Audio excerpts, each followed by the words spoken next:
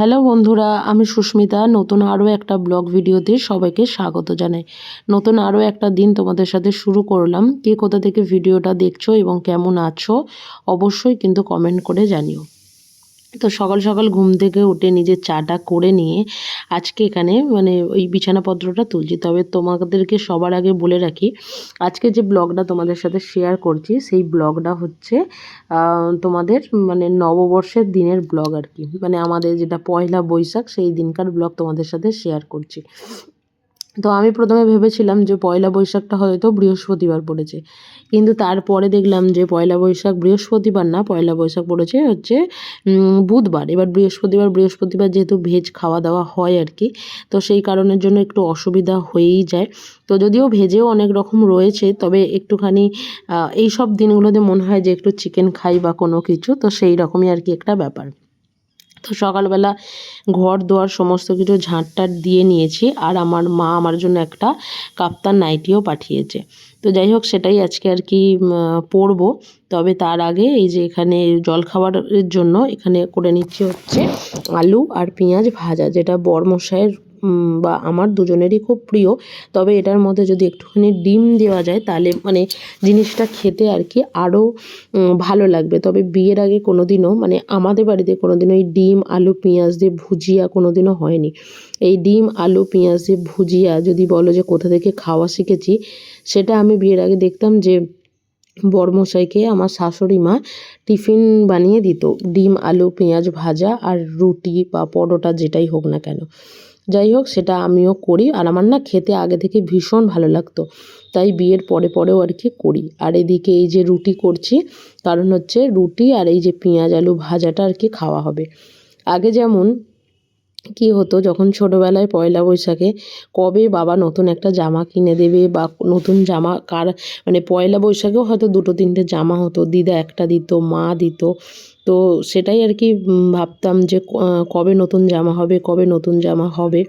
তবে এই বড় হয়ে গেছি, যত বড় হয়েছি তত এই পয়লা বৈশাখে নতুন জামা কাপড় পরতে হবে বা কোনো কিছু করতে হবে, এই সব জিনিসগুলো না আমাদের মধ্যে থেকে উঠেই গেছে। তখন মনে হয় যে বাবাকে একটা দিতে পারলে ভালো হতো, বা মাকে একটা দিতে পারলে ভালো হতো, বা বাড়ির সবাইকে একটা করে দিতে পারলে ভালো হতো। তবে আমার আর ইচ্ছা করে না যে নিজের জন্য নিয়ে কিছু পড়ার বা কোনো কিছুর। আর আজকে দুপুরবেলা বানাবো হচ্ছে, খুব খেতে ইচ্ছা করলো চিলি চিকেন, আর তার সাথে হচ্ছে একটু বাসন্তী পোলাও আর কি। আর পোলাওটা করব ভেবেছিলাম হচ্ছে গোবিন্দভোগ চালে, যেটা ভীষণ ভালো লাগে। তবে আজকে আর সেই ঝামেলার মধ্যে যাইনি। আজকে শুধু নর্মাল বিরিয়ানির যে চালটা আছে সেই চালটা দিয়েই আর কি পোলাওটা করছি, যেটা দিয়ে আমি খুব সহজভাবে করি আর কি। ওটার মধ্যে কোনো ঝামেলার মধ্যে যায় না বললেই চলে। আর এদিকে এই যে চিলি চিকেনটাকে ম্যারিনেট করে রেখে দিচ্ছি, একটুখানি হচ্ছে আদা রসুনের পেস্ট, একটুখানি চিলি সস, একটুখানি হচ্ছে এখানে সয়া সস, সমস্ত কিছু দিয়ে। তবে এটা আজকে নতুনভাবেই করছি। চিলি চিকেন আমি কখনো এইভাবে করি না, তবে আজকে আর কি নতুনভাবে এটাকে করছি। আর এদিকে একটু কর্নফ্লাওয়ার আর 1 চামচ ময়দা দিয়ে চিকেনটাকে বেশ 1 ঘন্টার জন্য ম্যারিনেট করে রেখে দেবো। এই চিকেনটা যত ম্যারিনেট হবে ততই ভালো, কিন্তু সকাল থেকে সব কিছু না ঠিক ছিল না যে কখন কি করব না করব, তো সেই কারণের জন্যই আর কি একটু সমস্ত কিছু দেরি হয়ে গেল। এই যে চান করে মায়ের দেওয়া নতুন জামা আর কি পরে নিয়েছি। বেশ ভালো লাগে নতুন জামা কাপড় কিন্তু পরতে।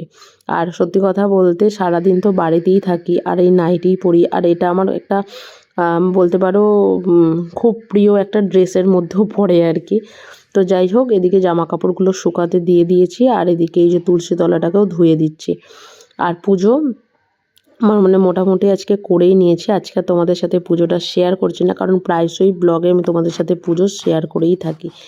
আর যেহেতু চিকেনটা অনেকটা বেশি আছে, তো সেই কারণের জন্য 2টো ডিম দিয়ে দিলাম। নাহলে আমরা মোটামুটি দুজনে যখন খাবার জন্য করি তখন একটা ডিম দিয়েই করে নিই, কোনো রকম কোনো অসুবিধা হয় না। আর আজকের এই চিলি চিকেনটা করে আমাদের ওপরে যারা আছে তাদেরকেও একটু দেবো, এই প্রথমবার আর কি তাদেরকে কোনো খাবার দেবো।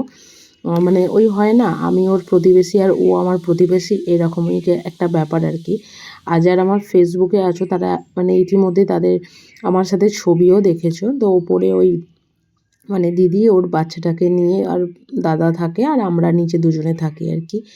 আর এইদিকে তোমাদের সাথে কথা বলতে বলতে চিকেন পকোড়াগুলো ভাজাও হয়ে গেছে। আর সত্যি কথা বলতে এইভাবে চিকেন ভাজলে না মানে আমার ভীষণ খেতে ভালো লাগে, মানে একটা করে পেঁয়াজ দিয়ে অল্প করে একটু সস দিয়ে খেতে এত ভালো লাগে যা বলার নয় আর কি। তো যাই হোক, চিকেনগুলোকে এদিকে পাটে পাটে ভেজে নিচ্ছি। আর মানে ওই ফ্রায়েড রাইস টাইপের আর কি, যেটা বাসন্তী পোলাও যেটা করব, সেটাতে আজকে একটু পনির দেবো। পনিরটা দিয়ে না ওই পোলাওটা খেতে ভীষণ ভালো লাগে।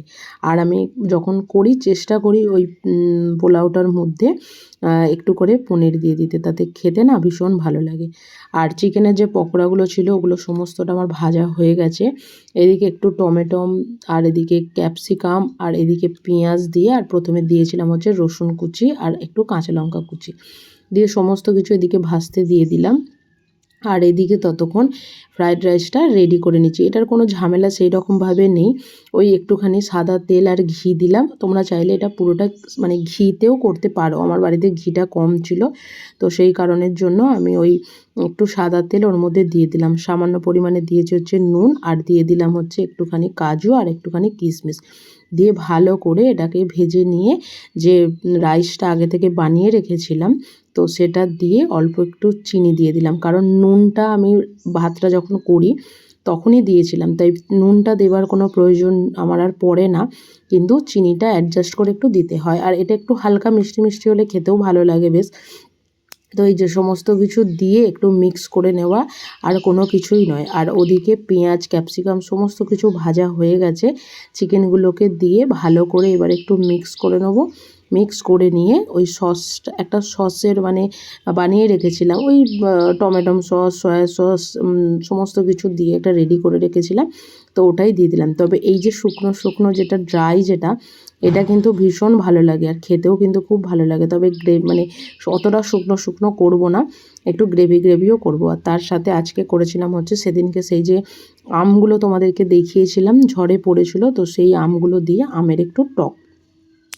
এই যে দুজনে এদিকে খেতে বসে পড়েছি। দুপুরবেলার খাবারটা চেষ্টা করি দুজনে একসাথেই খাবার, সেটা আমাদের রোজই হয়ে থাকে। খুব কম সপ্তাহে হয়তো 1 দিন কি 2 দিন হলো তখন একা খেতে হয় আর কি, আর কিছুই ব্যাপার নয়।